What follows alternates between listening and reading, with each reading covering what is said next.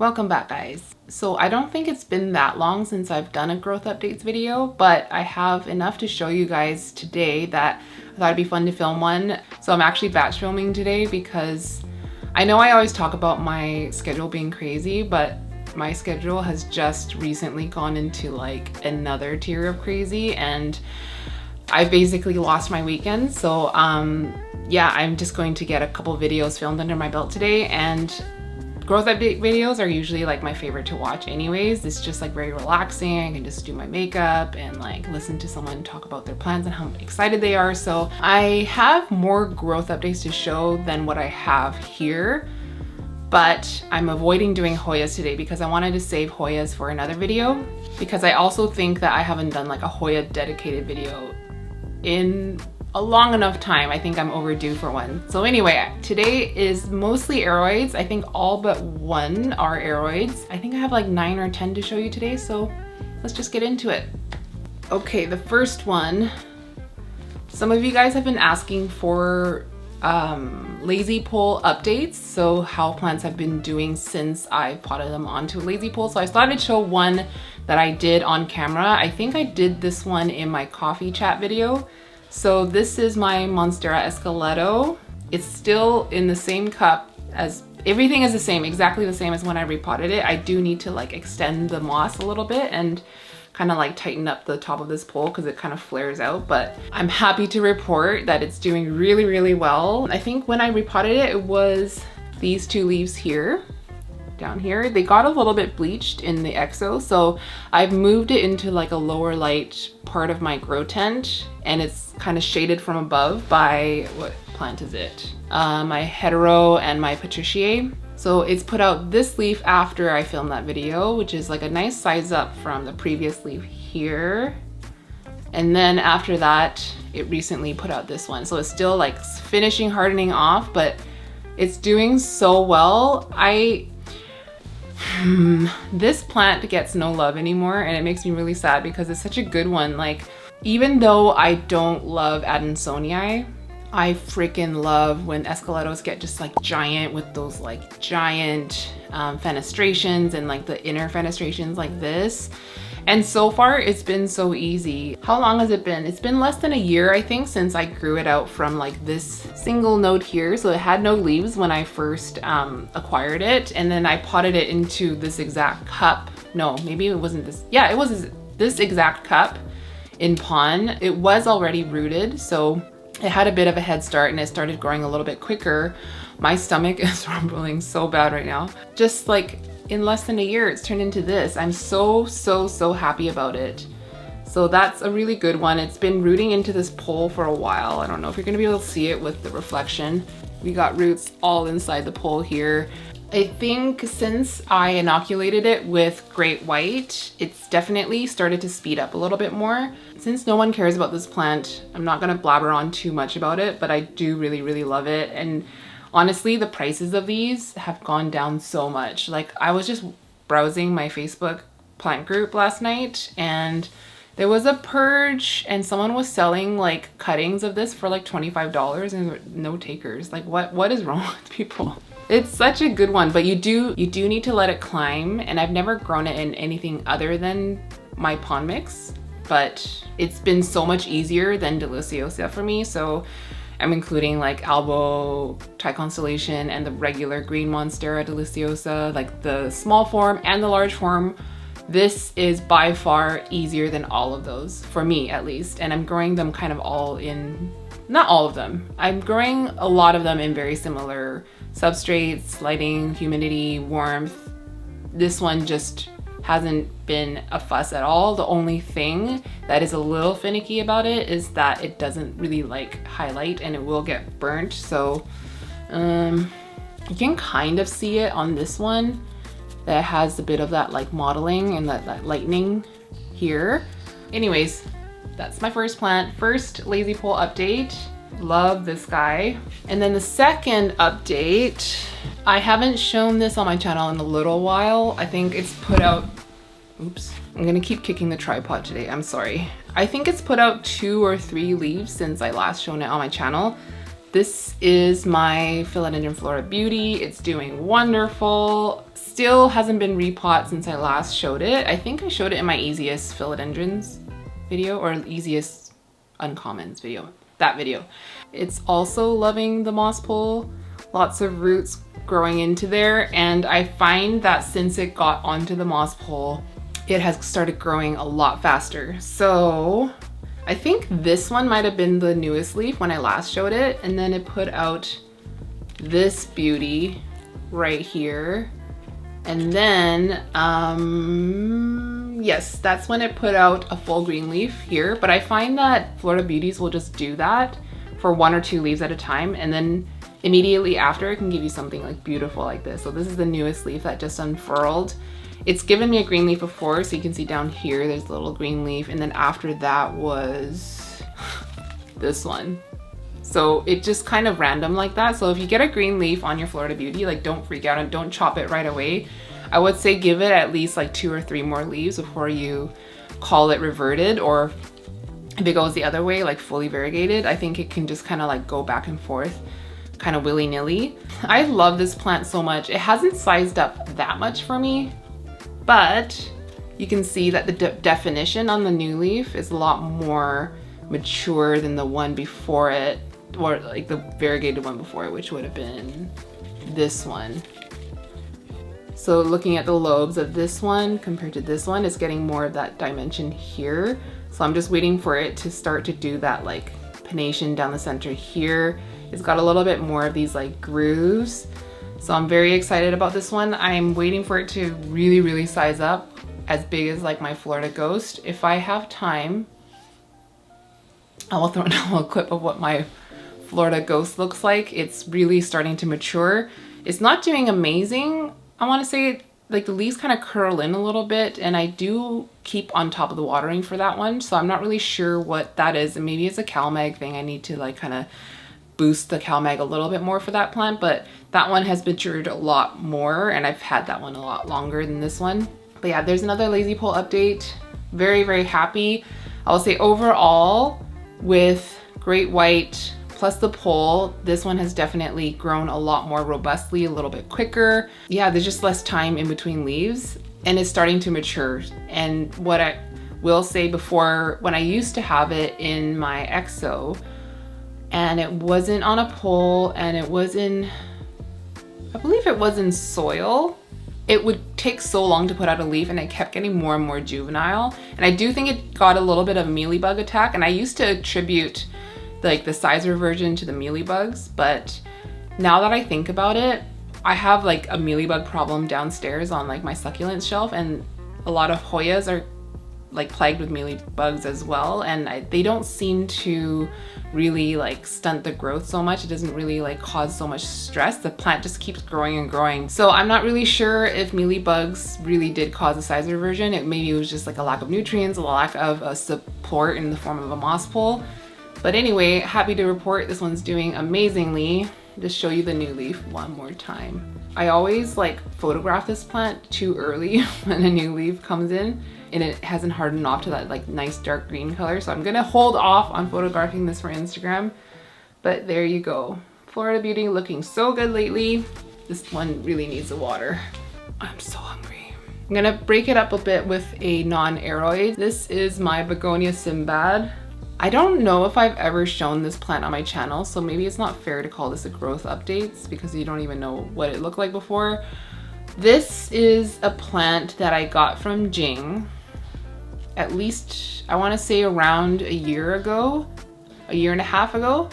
Like if you own cane begonias, you know how fast they can grow, and it grew into this like giant bush, but it wasn't really sizing up, and I underwatered it a bunch, and it was kind of like doing not really great. So at the time, Charmaine was going back home to visit her family, and I asked if her mom might want a SINBAD, and she said probably yes. So I took a couple of cuttings, I rooted them in water, I gave it to her, and I didn't actually realize how much Charmaine would end up loving that plant. So she kept a cutting for herself, and hers is like freaking massive. It's like the size of her leaves is like bigger than the palm of my hands. So like, no, bigger.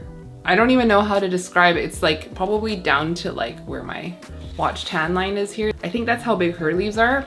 I don't know if there's much difference in how we're growing them, other than that she was growing hers in a cabinet. This one has never lived inside of a cabinet. It's always lived in regular room humidity in my living room. So maybe that's why mine doesn't size up that much, but it is sizing up. So fairly recently, it kind of died back to like almost nothing, and I took another insurance cutting then. And then I repotted this from soil into pond because I'm much more confident in being able to keep this plant hydrated in pond. Yeah, since then it's like really took off. So you can see like down here, this like dying leaf and like the stunted leaf. This is from when it was in soil and really unhappy from being unwatered all the time. Like we have some like kind of sad looking little leaves here.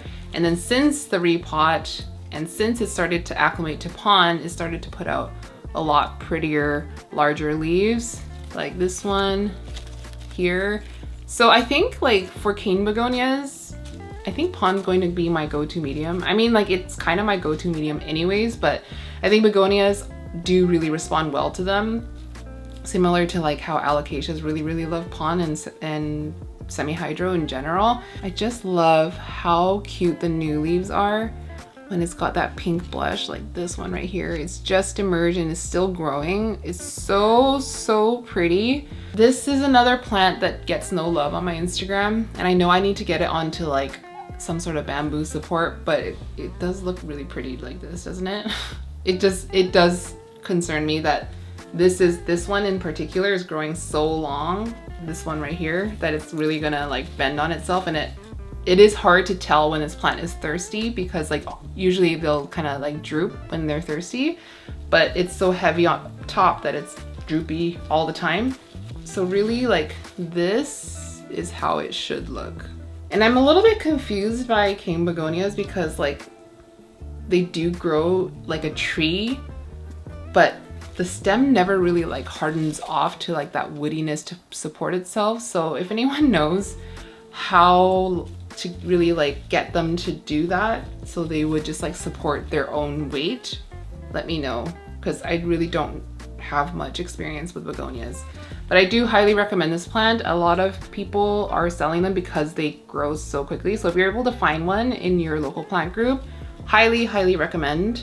I also feel like, and I might be wrong, they might have shown up in Lowe's or Rona. Am I thinking of a different begonia? I'm not really sure. But if you see one, grab one. They grow so quick. And if you have a cutting of them, I do recommend rooting in water. It's never failed me, so that you get these nice like fine water roots, and then I transplant them into, I've done soil, I've also done pond. They've taken pretty much instantly. It is so cute. Oh my goodness. Look how cute it looks like that. Let's do this one. So this next plant is my pride and joy. I think I post it too often on Instagram, but I can't really help it. It's been doing so well lately. So this is my Anthurium PAPILLILAMINUM. So when I last showed it on my channel, this was the newest leaf. How gorgeous is that? It's hard to capture the darkness on camera, but I think maybe like this, it kind of looks as dark as it does in real life. It put out recently this leaf here. So it's a little bit narrower than this leaf, but it's definitely getting more of that like bullate, bumpy texture. And you can see the dimension of the venation a little bit better now, and that sheen, like look at that. How pretty is this leaf? It's definitely my favorite anthurium in my collection. I'm very extremely lucky I was able to get this when I was able to. The prices on these I find with like the Indonesian sellers, because I do believe this plant comes from Indonesia, like they call it Indo-Papi. I do believe that it's sold under different names, first of all. Whatever name that they can get the most money for is usually what they'll list it as. So you kind of have to know what you're looking for when you get the plant. Just don't just buy it by the name. And the other thing is like the prices have just fluctuated so wildly with this one. I've seen it as low as like $200 US, all the way up to like $1,800 US. It's so wild how the prices fluctuate. And I'm not talking about plants that are hugely different in size. They're all kind of like maybe a little bit bigger than this one or around this size. And it's just like a crazy fluctuation. If you're able to get your hands on one, I think they are a little bit pricey, and I don't know if they're really gonna come down in price, but I do highly recommend it because it's a fairly robust grower. If you can get your hands on pon, because it seems to really love pon. Like, I would say of all my anthuriums, this is probably the one that has responded the quickest and the best to pon, and it grows non-stop. So I'm gonna pop in, as usual, a photo of Jing's. Hers has gotten so massive, and I think she's cut it at least once or twice, and it just does not skip a beat. It's such a good anthurium. So they're side by side. One day soon, I hope that it will get as big as hers. And I would love to like cut it and share it as well. I just don't know if that time is gonna come anytime soon, because I really don't want to stunt the growth of this plant. Like it is really like my favorite. So I am going to try to keep it going bigger and bigger as much as possible, and just hold off on cutting it until I absolutely have to. Or if there's like a big chunk of stem that like maybe the leaves have dropped and it's kind of useless, and I have enough root growth on the top, then maybe I will cut it. But that day is not going to be anytime soon. So I just want to show a quick update on the newest leaf. Look how cute. It's so, now that I think about it, okay, you're gonna see with a plant coming up that I seem to grow leaves very narrow in a lot of plants that have, you know, the natural variation of growing wide, like round leaves or like narrow leaves. I tend to grow leaves quite narrow, and I'm not 100% sure why. My thought was that plants in higher light tend to put out narrower leaves, and then plants in lower light tend to put out wider leaves just to maximize the surface area for photosynthesis. Maybe that's why. Maybe I'm giving it a little bit more light than it needs, but I do keep it away from a grow light because I want to preserve the dark foliage on this. So it might just be the luck of the draw, and I just keep getting very narrow clones of plants. Maybe it would be interesting to take one of like my very narrow plants and put it in Charmaine's home and see if it starts to change with different lighting conditions. Anyways, enough about this plant. The next time it puts out a leaf, I'll definitely show on my channel as well. And also let me know if anyone is interested in like an anthuriums exclusive video, because I've never done one of those before. I get requests for it sometimes, but I don't know like what kind of topics people would want me to cover with anthuriums. Anyways, moving on. Okay, I have a couple of strap leaf anthuriums to show. The first one is another one of my pride and joys that kind of needs a repot. This is my Anthurium Wendlingeri. I don't recall if I've shown this on my channel. I honestly am drawing a blank. Did I? Don't know. It's been living in this pot for probably like a year and a half.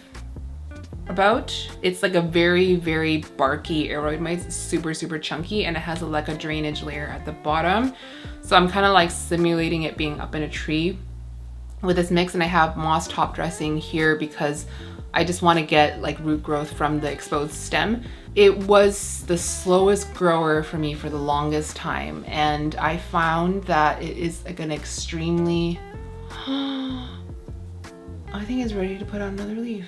Anyways, I find that it's an extremely slow grower and an extremely heavy feeder, and I've read articles saying that Wendlingeri is one of the heaviest feeders as well. So I found that like when I started to boost the fertilizer, it started to do a little bit better, but it was also still growing really slowly. But when I gave it Great White, it immediately put out this leaf here. So like, you know, this is nothing to write home about. It's quite small for a strap leaf anthurium, but it is a good size up from the one before, which would have been this warped monstrosity here. So this is like, this to me says CalMag deficiency. It was looking like nice and flat, but somehow it just curled on itself and it hardened off into this shape. This one was a big improvement. And honestly, after this leaf came out, I wasn't expecting a leaf for quite a while, but then like almost immediately the new one started emerging from the caterpillar. So this is the newest leaf here, and I'm so excited about this leaf because it's really starting to size up and it's starting to show that Wendlingeri dimension. It's nearly fully hardened at this point, so the size difference is decent, right? I'm just waiting for it to kind of get that like ripply texture on the front, and like I just noticed that you can see here the leaf is starting to emerge from the sheath. It's getting a little bit bigger. I don't think it'll be long before I get another leaf on this guy. I think I do want to move it a little bit because you can see that like the leaves are kind of like facing all weird directions. The two newest leaves are kind of like turning towards the light that's like to its right. So I probably want to move it so everything kind of faces a little bit more forward. But that one was really, really exciting for me. I really, really love this plant. This was one of my top wishlist plants for a really long time. So I think it'll get to the point of me being able to chop it and I'll maybe do a trade with Charmaine. So yeah, strap leaf update number 1. I'm noticing that I'm starting to blab a little bit, which editing Alice is gonna really hate. So I'm gonna be a little bit more to the point now. So the next one is one I've shown before. It's been like an all-time favorite anthurium for me as well. I'll just show you. This is my anthurium PALLIDIFLORUM. So when I last showed it on my channel, it was in moss or like a barky moss mix in an orchid pot with like those slits on the side, and it was hanging in my exo. And it was so freaking thirsty, so root bound that I was needing to water it every like 3 days. One day, I think I just like pushed the limits a little bit too far and it got really, really thirsty, and then a lot of the lower leaves started to die off. So I was like, I just need to get this plant out of that pot and into something more water retentive. So I opted for no drainage. So this is in a mixture of tree fern fiber and some of my lechuza pond mix. So that's perlite pond, orchiata bark, and it has like a drainage layer. Blech. It has a leca drainage layer at the bottom where I can just keep a water reservoir so that this plant can always stay hydrated, because it, like, honestly, it is such a thirsty anthurium. As you can see from the roots, it took to this repot really well.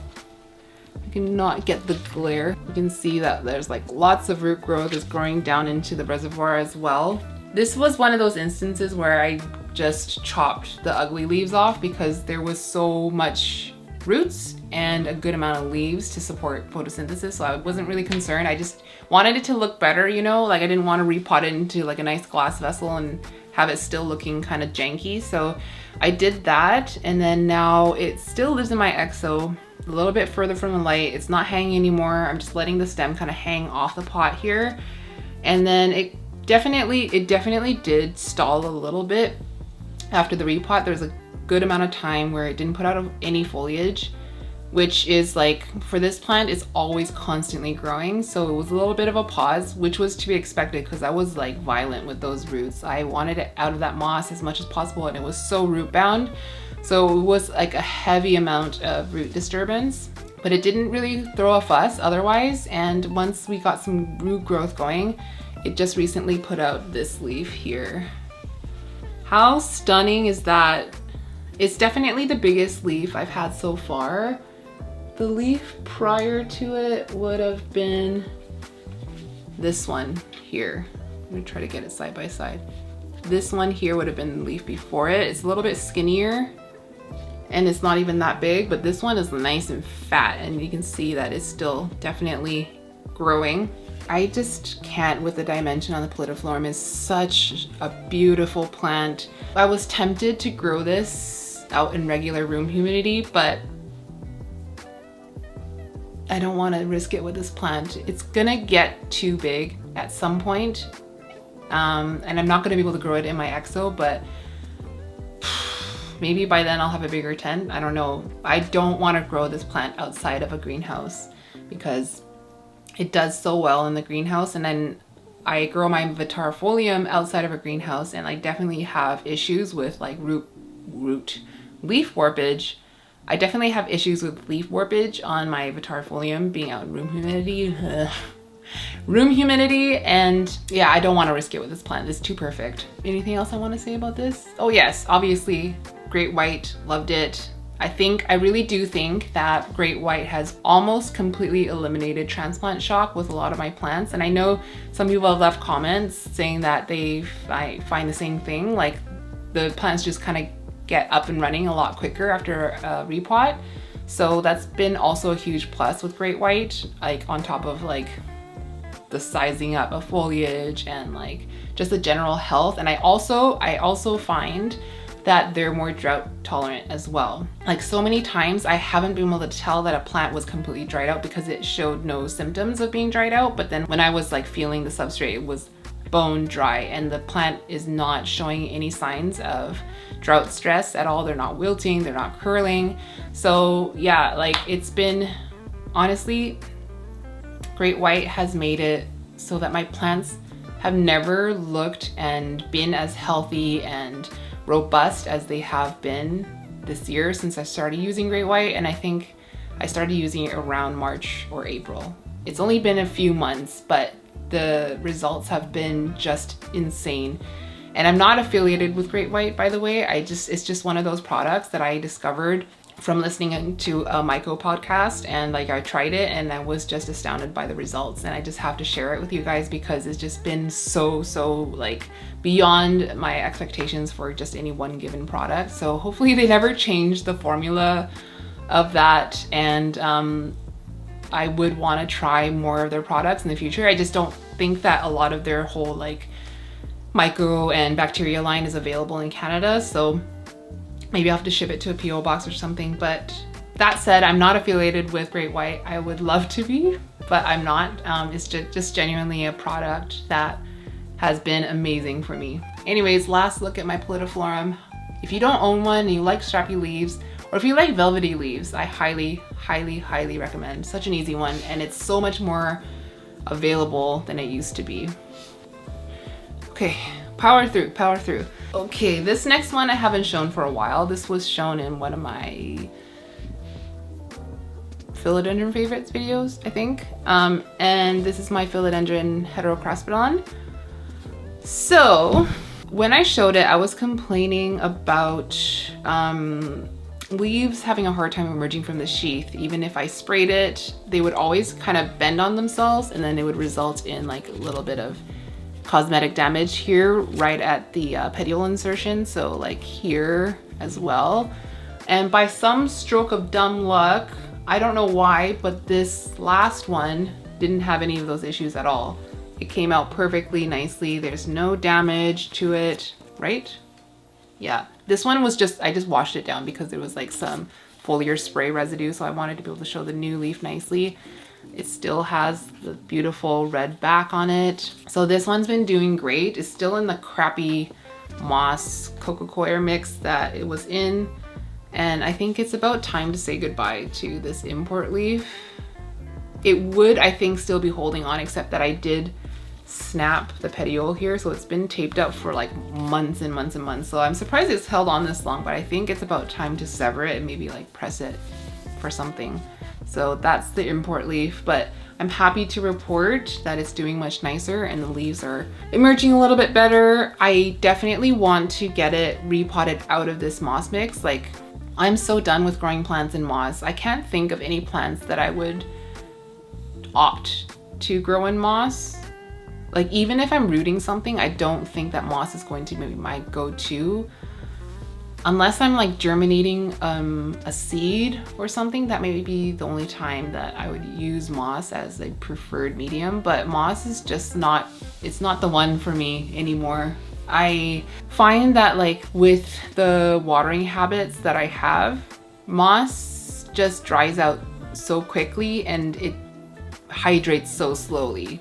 So if I was a different person and I was on top of watering, then that might be a different story, but I am not, and I just find it really, really time consuming and stressful to rehydrate like crunchy, dry moss. So I'm officially done with growing plants in moss as like a substrate. I'll still use moss for moss poles, but I'm just kind of like, yeah, why? I don't need it. I think it's pretty obvious lately that I use pon as a preferred substrate, like pon mixture with like perlite and orchiata added usually. But I also really love soil, so I think those two are going to be the ones that I stick to for the foreseeable future. So that's what I'm going to do with this plant. I don't really know what I'll do. Maybe I'll put this one in soil because I do want to keep this hanging. So I think soil would be easier to get hanging. It's not going to be as heavy as pond would be. I also need to get it onto a moss pole, and yeah, it just definitely needs attention, but I can't really tell you why it's growing nicer now than it was before. The location hasn't changed, the humidity, the light, the warmth, the substrate, the feed, none of that changed except that I added great white to it. So that might have like kind of boosted the ability for it to take up nutrients that allows it to emerge from sheaths a little bit better. Actually just farted. I just find it so weird when dogs do audible human farts. I don't know if the mic would have picked that up. I've lost my train of thought. Oh yes, so it might be that the bacteria and fungi in great white allows it to take up the nutrients necessary for it to unfurl a little bit better, like the calcium and magnesium, maybe, I don't know. So here we are, Philodendron heterocraspedon. I also highly recommend this plant if you're into long leaves with nice ribbing and dimension, and of course red abaxials. Although the red doesn't stay forever, eventually it will go all green like this. It's just such a good plant, and when I bought this, I paid so much money for it, you guys. Like, it was painful how much money I paid. And now it's gotten so much more accessible. If you're importing from any of the Ecuadorian nurseries, they should have it, and prices have come down so much. So I highly recommend it if you're able to get your hands on one, or even a cutting. The only thing is, I will say this is a really hard plant, at least in my experience, to propagate. I've taken multiple cuttings of it that have failed. The one cutting that I gave to Charmaine was a successful cutting, but that one had a root system of its own. So if you have a cutting, make sure you have a lot of roots, like active root growth, not just aerial roots, and that might be a little bit more safe. But other than that, like, I think all of my other propagations that were rootless have failed. So that is definitely one of those plants. I wouldn't call it an easy plant, but once established, it's fairly easygoing. So yeah, there you go. Second last plant, Philodendron heterocraspedon. And then the last one is the heaviest one. I'm not even gonna be able to hide this off frame, so here we go. This is my Philodendron gloriosum. I haven't shown this in quite a long time. I also don't photograph it that often for Instagram just because it's so hard to get it out of the tent and like photograph. I think when I last showed it, it was already in this Muji planter. So this is an organization box from Muji. It has a hole on the side, which I just cut a strip of like the plastic that I use for the lazy moss pole. I just kind of slid it in there to stop the pond from falling out. But other than that, it's just like a perfect rectangular cube, whatever that would be. It's this perfect planter for crawlers in no drainage. I mean, I guess you could drill holes in it if you wanted to make it a drainage pot, but there's just so much length for a crawler to crawl across. So kind of good and bad with this plant. It definitely got bleached in the tent. I had added grow lights like vertically at the front of the tent to point forwards at plants and get leaves to kind of like face forward rather than facing up at the top of the tent. It bleached this plant. I think only this plant got bleached by that new light, so I've had to like turn that light away so it's shining like sideways and getting more reflection. So I think that's the light level that's okay with this plant. So when the light was facing towards this plant is when it got really bleached here at the bottom, which is sad. These were some of my favorite leaves because they were like the very like zebra-y leaves. This one is like the most zebra-y leaf that kind of got lightened a little bit, but it's overall like relatively okay. I kept saying last year that my goal was to start sizing up my gloriosums, and like I failed. I didn't really size any of them up, and I wasn't really like sure why, but we're finally getting there with this one. It had been growing in my tent, so it wasn't really like the conditions so much that really spurred a change, because like it was just kept putting out leaves that were like almost identical in size, like one after the other. And then I got it into this pot. Ah, yes, I remember. So this was the first leaf since the repot, so it definitely sized down a little bit here. Really hard to show, there's too many leaves. I can't see the camera. Hopefully you can see this is the first leaf since the repot, so it's a little bit smaller than the others. And then Great White entered the chat. And then this is the first leaf after that. So it's a good amount bigger than this one, right? And then it put out this one, which is a good amount bigger than this one, right? It's really hard to show this plant. Yeah, we got a nice size up here. And then it just recently put out, here is the newest leaf. And it's already close to the same size as this one, and it's like barely unfurled, so it's still going to expand and get a little bit bigger, I think. I have so many regrets about filming this plant today. It's so difficult to show. Is that gonna work? Yeah. So one thing I noticed about this new leaf is that you can see the white venation is a lot thicker. So I'm gonna pull it up to the camera here. It's like really, really nice and thick. We're getting some more of those faint white lines coming back in. Whereas this one is very like dark and clean with the venation. And the veins just aren't quite as thick as these ones here. Like this one looks a lot more vibrant and just bold. And I have a theory about the white veins thing, like the ones that they're selling as zebra or like any variation of like a specific cultivar of Gloriosum with like a very like veiny kind of look. My theory is that it has a lot to do with warmth. The leaves on this plant that were very zebra-y, like this one, were grown at the height of summer in the grow tent. And then as soon as fall hit, it started putting out leaves like this, like very clean, skinny white veins. And these were kind of grown throughout spring or like, yeah, early spring or winter. So now that like summer is here, I'm noticing that it's starting to look more zebra-y again. I don't think it's light or humidity because this plant has always lived in my tent since I imported it. So nothing really has changed except maybe it used to get a little bit more light than it does now. But I honestly do think that nice hot temperatures, and I'm talking like in the 30s for this plant, can make it start to produce like very veiny white leaves. Because my house, I believe, is quite a lot cooler than Charmaine's. Like every time I go to Charmaine's house, I'm like sweating. Even with the AC on, it's very warm because of all the windows she has around. She gets a lot of sun, so it's kind of like a mini greenhouse, her house. So her Gloriosum that she imported, like this same batch, is a lot veinier than mine. It's very round. That's my theory. I'll test it out more this summer. If I get even more veiny white leaves like this, then I will definitely update you guys. But yeah, this is one of the plants I'm talking about that looks like very narrow. I just really want a wide, round Gloriosum, but I just keep growing them so narrow and like sharp looking. So yeah, I haven't shown this plant for a little while, so I thought I'd pop it in this growth updates video because it's really doing great, except for the fact that it's getting too big for the tent. It was already too big for the tent at this leaf. You can see that this side of the leaf is like bent in, is because it's growing into a shelf that's like right here.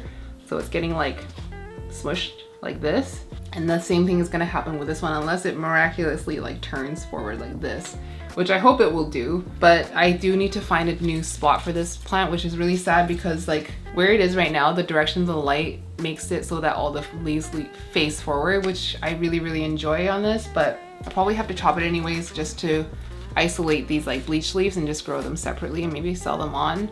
I can move the entire stem backwards and maybe it'll have a little bit more time in that spot before it starts to get too big again for the tent. But maybe one day I will get a bigger tent, but for now I'm working with what I got. And I don't want to grow this outside of a greenhouse because this warmth and the humidity really, really like boosts the growth for the Gloriosum. Like it'll definitely grow outside of a greenhouse. It's just like you don't have as much success and as much speed and sizing up as you do somewhere really warm like a greenhouse. And I also noticed like with Charmaine's plant where she moved it outside of a greenhouse, it started to produce a lot of extra floral nectar. So I don't really want that on my plant either. So I'm gonna try to keep it in the greenhouse and keep it like under as little stress as possible until I have no option but to move it out of the greenhouse. To be honest, I'll probably move another plant out of the greenhouse before I even move my gloriosum out. So anyways, the last plant on my list, it is my favorite philodendron. I have to say, like it's definitely my favorite philodendron, and this specimen in particular is my favorite in my whole collection of all my philodendrons because it's just been so easy to grow. I'm finally starting to achieve my goals of sizing up gloriosum, and it only took like 3 years, but we're finally getting there. All right guys, that is it for me today. I'm gonna go eat, change my shirt, and get on to the next video. So the next video is going to be like, I won't give away too much, but it's going to be a bit of a repot with me with a purpose. I hope you guys enjoyed this video. Maybe you got some repotting done during. And like I said, my schedule is insanely busy right now, but I'm not going to miss an upload. So help me God, I will keep going. I'm gonna keep putting out videos every week. So if you have any easy video suggestions, feel free to leave it in the comments. Or just tell me like what you enjoy watching, and those videos are the ones I'll prioritize. Good boy. Yeah, you are a good boy. You are a good boy. Please remember to give this video a thumbs up if you enjoyed it. And I hope you have an awesome rest of your weekend, and I'll see you in the next one. Bye.